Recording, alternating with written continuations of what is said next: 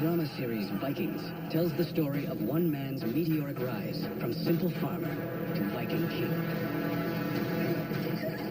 Inspired by both legend and history, the show portrays the brutality and the humanity of the Vikings. But where does myth end and fact begin? This series is a journey of discovery across 8 countries with the world's top Viking experts and members of the Vikings cast to reveal who the Vikings really were.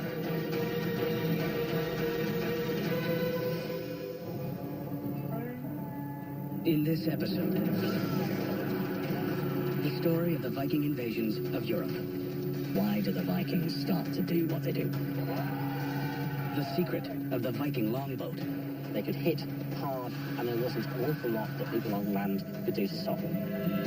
A country ripe for plunder. And an empire on the brink of collapse. If you wanted an event that had sort of a similar impact, it would have to be something like 9/11.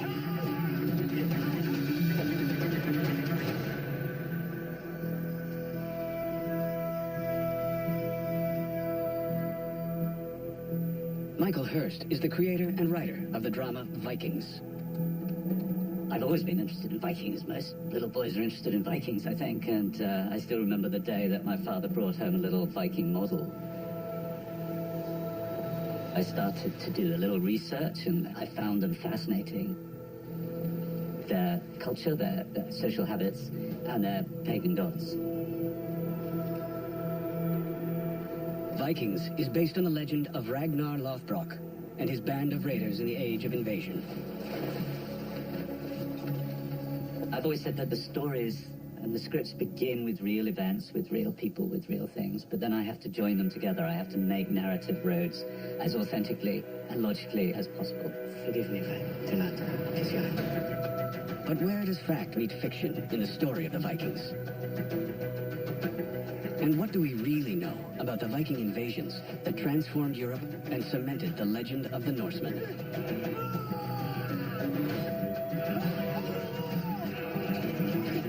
Actor Clive Standen plays the war chief Rollo, a real-life Viking who was part of the wave of invasions that touched every corner of Europe and beyond.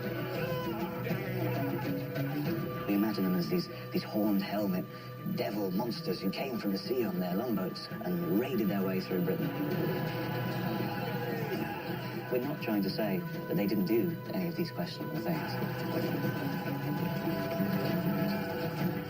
It's more that history was recorded by the invaded, as opposed to the invaders, because the Vikings were very much illiterate. They didn't write anything down. Neil Price has devoted his career to understanding the real Vikings through archaeology, unraveling myth from history, and drilling down on the forces that pushed them out into the world in the first place. One of the most fundamental questions of Viking studies is, why do the Vikings start to do what they do? Why does the Viking Age, as we conceive it, begin? What is it that pushes these people out from Scandinavia? Was it the climate? Was the weather and the environmental conditions in Scandinavia worsening? Was it something to do with the internal power struggles? Were some people pushed abroad as exiles? That's certainly a factor in this, but not the only one. One of them is undoubtedly technological. The development of improved shipping techniques, shipping construction, that quite simply makes these things possible. The construction is different. It's built with a strong central plank. Do you think it could handle long sea voyages? That's why I'm building it. In the drama Vikings, the character of Floki is the master builder of a revolutionary new kind of ship. I told you I could do it! And it's a radical new approach to shipbuilding, one that the real Vikings mastered, that propelled them out of Scandinavia and ignited the Age of Invasion. The classic Viking ship is a masterpiece of design. It can cross the open sea, but also go up the rivers. It has a sail that's perfectly adapted to those kinds of circumstances. It's very maneuverable. It's quick to take down. And this means that the crew can switch from sail power to oar power in a very short space of time. It's a very formidable weapon. In the late 1950s, near Roskilde, Denmark, archaeologists discovered 5 amazingly well-preserved Viking ships in the frigid waters of a nearby fjord. Now, they're the models for a growing fleet of replica ships. Built by hand, the old way, and using the very same materials they did in the Viking Age.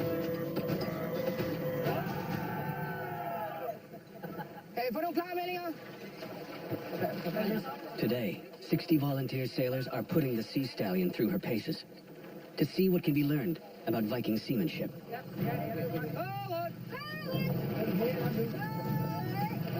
Archaeologist Ben Raffield specializes in the warrior culture of the Norsemen, and he's come to Roskilde to see for himself how the longship helped transform the Vikings into the most feared warriors of the Middle Ages. In my own research, I'm interested in the kind of social aspects generally of the Viking Age, but especially in situations involving warfare and conflict. That's actually the crew coming together as well as the technology, just to make sure that you're getting the most out of the ship at any one time. Yeah, both in terms of speed, but also in terms of safety. It's really important that everybody is working together. Actually experiencing this, you really get an idea of how spending fairly long amounts of time in a confined space like this, how it really brings together a group of people.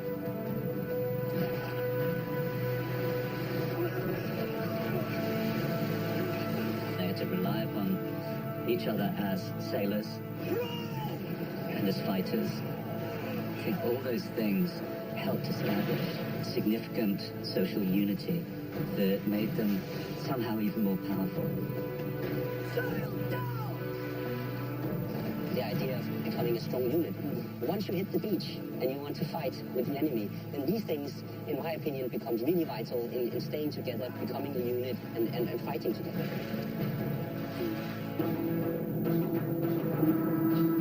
In the late 790s, small bands of heavily armed raiders crashed down on the coast of England.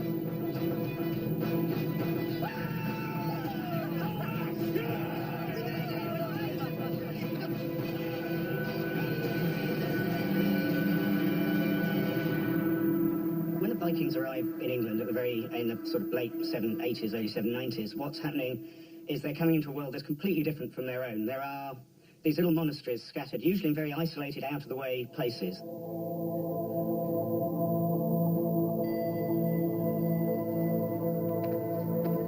So here we are in the chancel of modern-day St. Paul's Church, which is still a working church 1,300 years after its foundation, and was actually the first building to be built here when the monks arrived. Don't be afraid. Trust in God. And let us pray. What would it look like in here back then? The walls would have been whitewashed and it would have been very highly decorated. This is the very site that a very well-known Viking raid took place 1,200 years ago.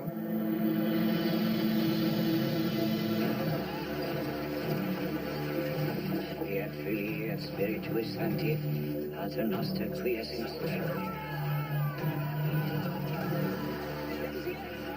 The Viking raiders would have entered the church, perhaps to find the cowering monks terrified for their lives.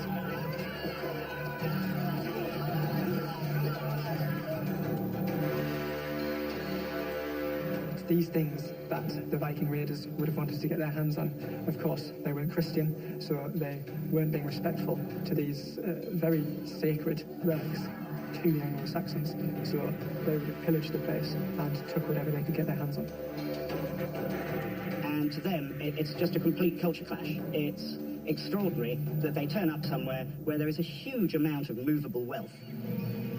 The idea that these non-Christians were coming and so easily destroying and taking things that were so sacred to the Anglo-Saxons, that there would have been perhaps some fear and also disbelief that this was actually taking place.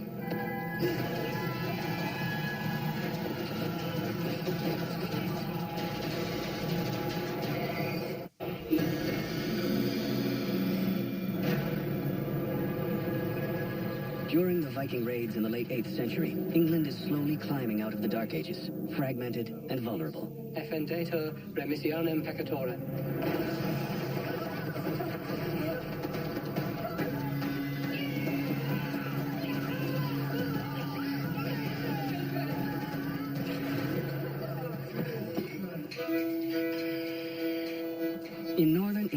Just outside modern-day Newcastle, Bede's World is a reconstructed Anglo-Saxon village that transports visitors back to the medieval era. The buildings on the farm are based on excavated sites from sites throughout Northumberland, and they've all been reconstructed using Anglo-Saxon tools, Anglo-Saxon techniques. What's going on in Anglo-Saxon England, in the eve of the Viking Age? England didn't exist, really. It didn't know. Britain was broken up into a number of different kingdoms, all of which had their own rulers, and the borders were constantly changing. So, these weren't actually often friends. There was a fair amount of conflict going on between them at times. That's right, there's certainly no centralised force within Britain at this time. In the drama series, and in the real history of Anglo-Saxon Britain, at the beginning of the 9th century, Egbert is one of 7 kings vying for control of England, even before there was an England. The character of King Egbert in the drama series is the viewer's kind of point of contact to Anglo-Saxon England, its politics, its culture, and many of the things that are depicted in his court are absolutely accurate reflections of the Anglo-Saxon kingdoms and how they related to each other and to their past. Egbert was to be king of England, and he really plants the seed of this idea that there will be a country called England, and it will have a ruling family, and that ruling family will pass power down from generation to generation. That's a completely new idea.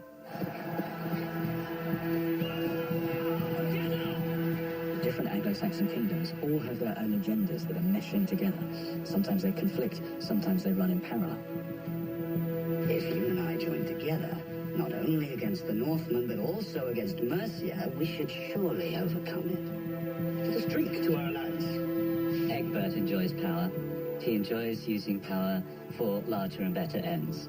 He believes, and I'm sure this is true, that if you could unite the English kingdoms under one authority, England would be better able to defend itself against Vikings.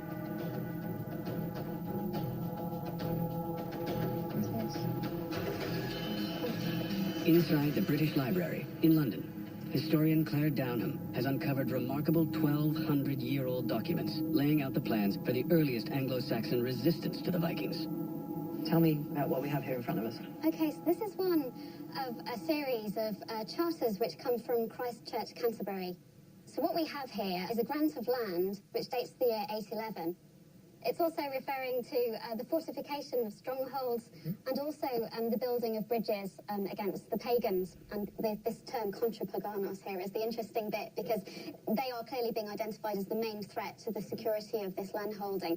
And the kind of activities there is also indicative of a level of military organisation in the face of Viking attacks. We tend to have this view of the early part of the Viking Age as the Vikings coming over and ransacking targets, and actually Anglo-Saxons not having much of a response, but they should be able to actually defend themselves and even mount offensives against these incoming forces. Yeah, exactly. It's showing coordinated, organised defence. Just as the Anglo-Saxons switched tactics, so too do the Vikings. They now set their sights on the riches of mainland Europe. Vikings are very practical raiders. They go for least resistance. If the fighting is too hard, if the enemy is too well prepared, they just cross the channel. They go to the other side. For the Vikings, the Frankish Empire represents a kind of cornucopia of choice. It's a tremendously rich place and a tremendously tempting target in every way. The Vikings are about to unleash hell on Francia, the superpower of the Middle Ages.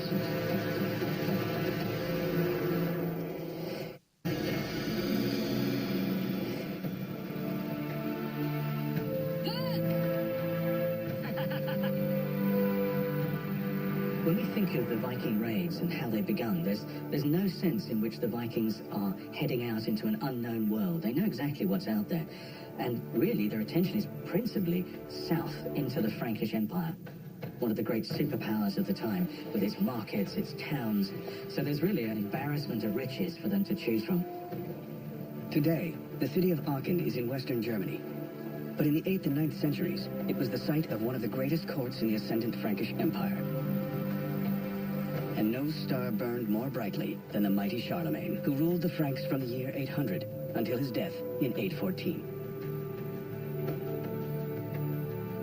Charlemagne creates around him Renaissance in art, in literature. He creates a really glittering court, a court that by the standards of someone like Egbert arriving from Wessex is just awe-inspiring. There are buildings that are made of stone. There are palaces that are 500 metres wide. We're about to walk into the presence of Charlemagne himself. We are. Perhaps the most famous image of Charlemagne from the Middle Ages, a piece of his skull in there. The year is 814, and finally Charlemagne is dead. We're standing here in front of his coffin, a reused Roman sarcophagus fit for an emperor. And things really start to go wrong. After Charlemagne's death, internal rivalries soon plunged Francia into a state of civil war. In true Viking fashion, Francia's crisis becomes the Norsemen's opportunity. Once again, they prepare to raid. One of the things that makes the Frankish Empire intensely vulnerable is water. If you look at the main centres of Frankish power, they're situated on rivers. But for the Vikings, they're nothing less than motorways. They take them quickly, directly to the heart of things.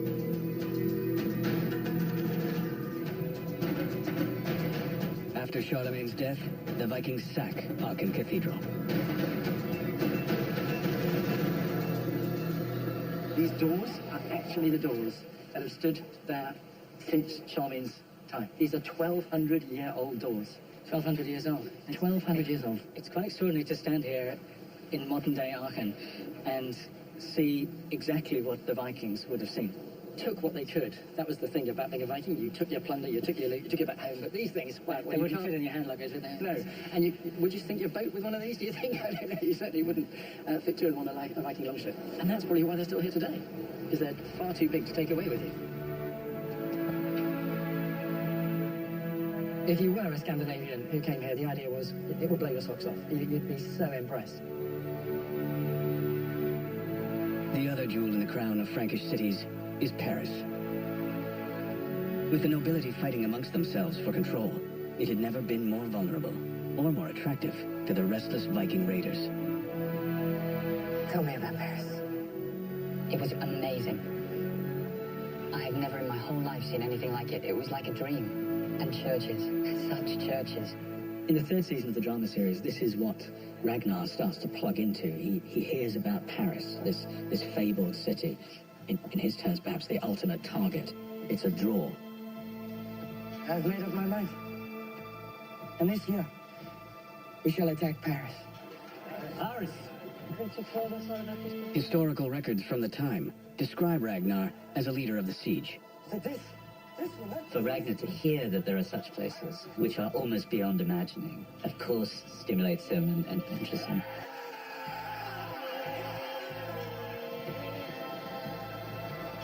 The Viking attacks on the Franks, on the Empire, provide an opportunity for material gain, for loot and wealth.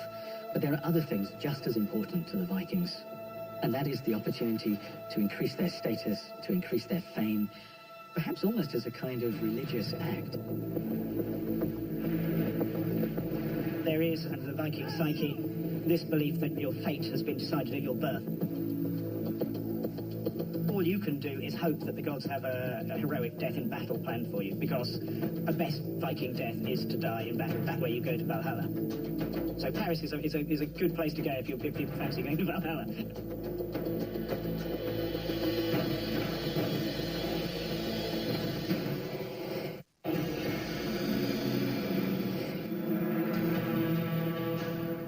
Paris, in the year 845. The splendors of the royal court of King Charles are legendary. For Viking raiders on a constant prowl for fresh plunder, it's an irresistible urge.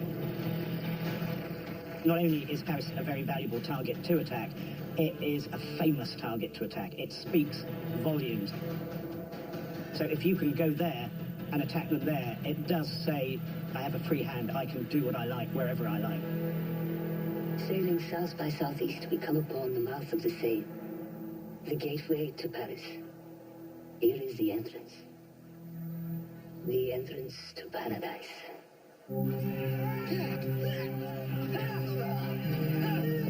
Starting as early as 810, Viking raiders begin terrorizing the northern coast of Francia. It's the beginning of a century of invasions deep into the heart of continental Europe. In the drama series, Ragnar's attack on Paris is very much the Vikings' first contact with the Empire. But of necessity, this is very much a compression, for dramatic reasons, of what is actually decades of escalating Viking attacks. In Oiselle, in northern France, archaeological evidence of Viking camps have been found along the Seine River. Actor Clive Standen, who plays Rollo in the drama series, has come to Rouen to see where real Vikings lived and fought. Nikolai, could you talk us through a little bit of what we see on the table? So I've got here a little selection of Viking items from our collections. So first of all, this sword here has been excavated in Normandy during the 19th century from Oiselle, which was a very famous and important winter camp for the Viking on the Seine River. And if you look closer to the knob, you can see this semicircular shape, and it's a typical Viking shape for a sword. It's amazing, actually, you have to have them out. Do you want to handle this sword? We can be cautious about that, but okay, so just put one in here. Wow. Right. Up. Now, this is something you don't get to do every day. So it's very light. It is light, but it must be just because it's corroded so much as well. Yeah. Continuing their relentless move upriver from their camps on the Seine, the Vikings seem unstoppable.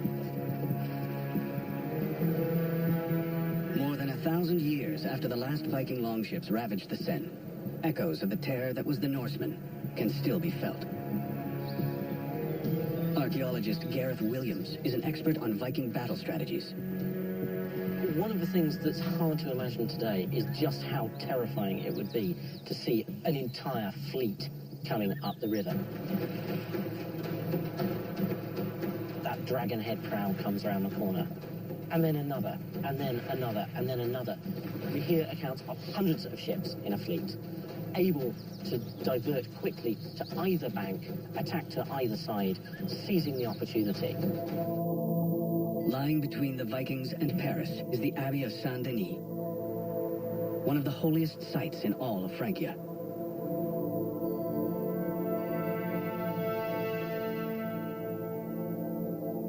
This is the resting place of the Frankish kings. It's also the keeping place of holy relics. The Frankish emperor is using this as his command center. This is where he's gathering his troops outside Paris in advance of the Viking attack.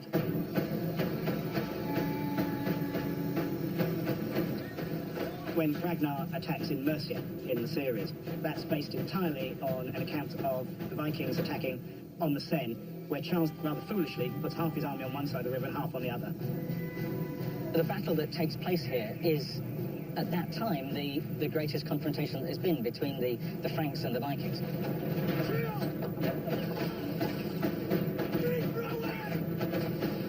By this stage, we're told 120 ships sailing up the Seine. That could easily be a force of 5,000 men, and similar numbers, if not greater, on the Frankish side. So it's a real battle. Concentrate the full attack on the right bank! On steerboard! There was two armies on opposite banks of the river, and we have Ragnar just deciding that, well, obviously I'll go and attack this small army, and not only do I stand a better chance of beating them, but the army on the other side will see me do it. The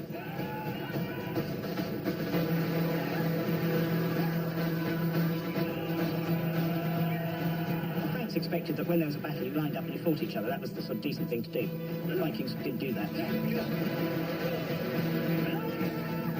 They capture 111 people, and they hang them on an island in the middle of the Seine in front of the other army. The other army, at this point, not surprisingly, runs away. They come across with the heads hanging from their ships. And fear is just as good a weapon as a sword, and Vikings were very happy to use that whenever they could. If you wanted an event that had sort of a similar impact to the Vikings attacking Paris in the modern world, it would have to be something like 9/11, where you have a group of people who are prepared to do something that is simply unthinkable, that don't play by your rules. Both sides lose many people, but Charles is left in possession of Saint-Denis. But by taking his stand there, he had, of course, left Paris wide open. With the collapse of the Franks at Saint-Denis, the way to Paris is clear. The siege of Paris is about to begin.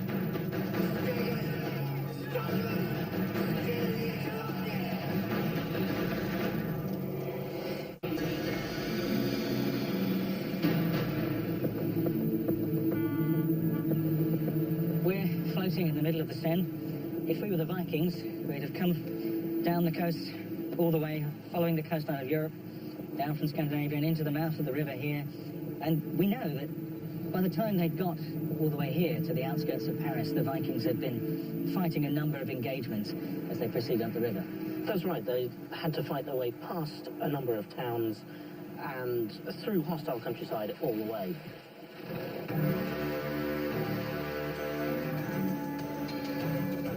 The year is 845 as the Viking fleet masses at the walls of Paris. The city was defended by enormous Roman walls, none of which unfortunately survive today. And that's why we're here in Le Mans, precisely because the walls of this city do survive, and they give us just about the best chance we've got of seeing what Paris's defences would have looked like. If we think of this as Paris, what we're looking at is the Seine out here, the ships right up against the base of the wall, which we know came down to the water.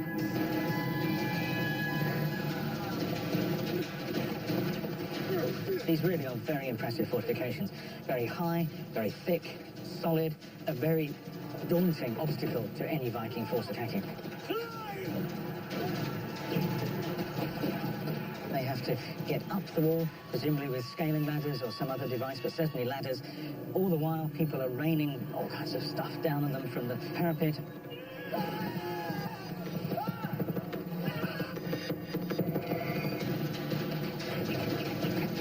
Archery is a very important part of these sieges, isn't it? Yes, very much so. And with towers like this, every 50 feet or so, those are able to shoot across the gaps. So from here, you can really only attack directly downwards. But from the towers, you've got crossfire as well.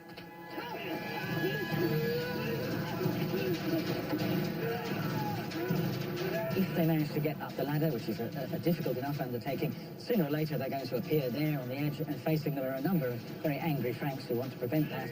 And this is where all the other close-quarter weapons come into play.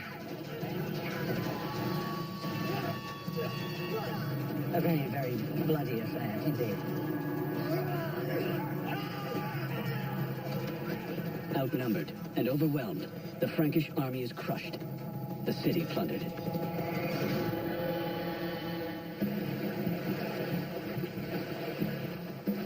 But it doesn't end there. 40 years later, the Vikings are back on the Seine. And this time, at least one historic record puts Rollo among the leaders. The wonderful thing about the 885 siege of Paris is we have an unusually good account of it written by a monk called Abbo Antonius, who lived just outside the city. And he's present, he's there, and he records in detail what happens. So we did take some elements of this fantastic account. After the disastrous siege of 845, the Franks have built a series of defensive bridges designed to stop the Vikings. You look at a bridge like this, and a modern bridge, it's designed to allow boats to come underneath it easily. That's exactly what these bridges were not designed to do. They'd be much lower, they might even have blockages across to stop anything getting under at all, and if you did come under, you'd come underneath. You don't need trained soldiers to drop rocks onto a wooden boat.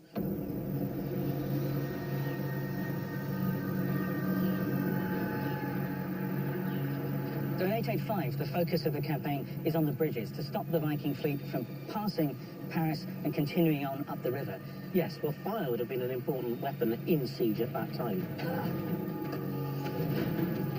Although the walls were stone, most of the buildings inside would have been timber. The bridges would have been largely timber. This time, the city holds fast. It holds strong, despite being massively outnumbered. At the end, they simply fight themselves to a standstill. And the rather anticlimactic end of the siege is that the Franks simply pay the Vikings to go away. So both sides, in a way, get what they want. The Franks have their city intact, the Vikings have their reward.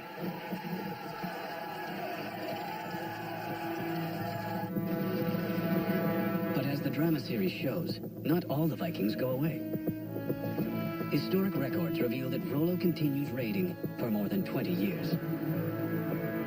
When we get to Rollo, get a more sophisticated Viking than the just, I'm going to sack your monastery and I'm going to threaten you until you pay me to go away. He's someone who wants more.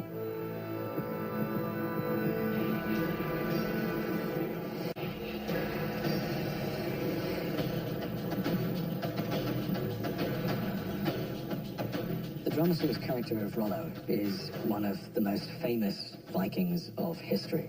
Absolutely a real person. Rollo is his English name. It comes from the French Roland. This is a man who has been on decades of Viking raids.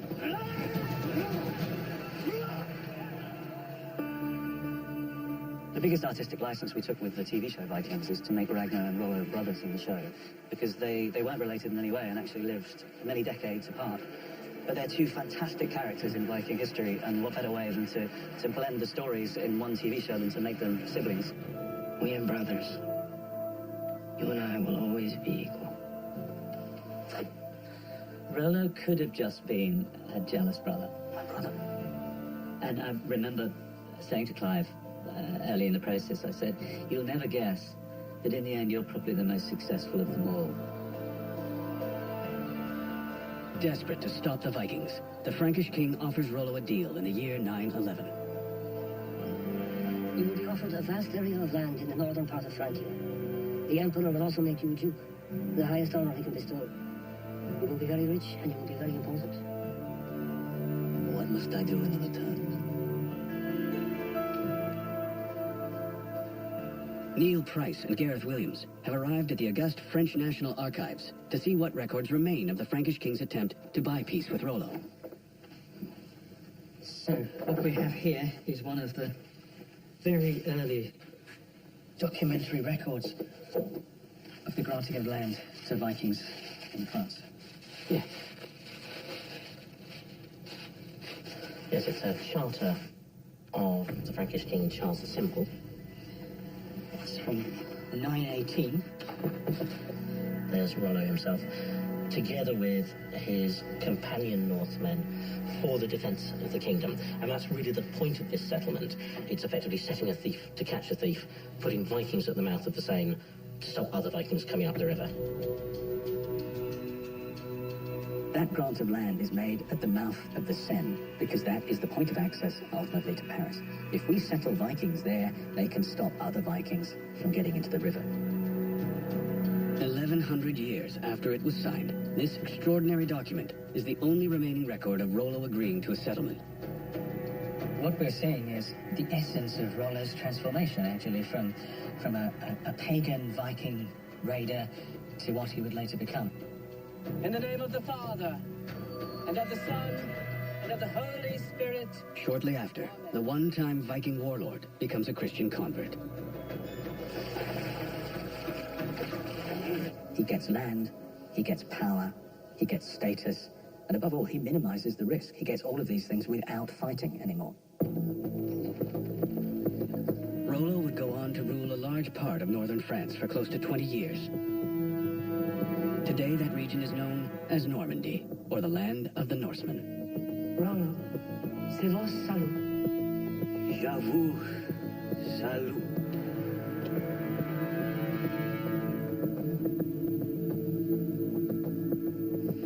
And this is why we've come to Rouen Cathedral. This is the heart of Normandy. It's the place where Rollo was baptized, and here he is, his burial place. We have every reason to believe that his bones really are in here. It's an incredible moment for me, because I remember coming here when I was about 11 years old on a school trip. And I would have had no idea that, this would have been full circle and I'd be playing this character. This also marks a different kind of full circle for Rollo. At the end of his life, he's a Christian ruler of a Christian duchy and buried here in this magnificent cathedral. I never forgive myself if I didn't touch him. Incredible.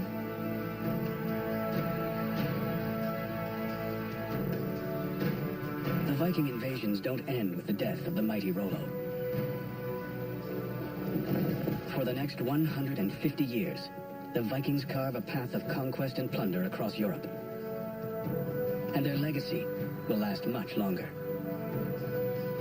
In the next century, Rollo's descendant, William the Conqueror, will become the King of England.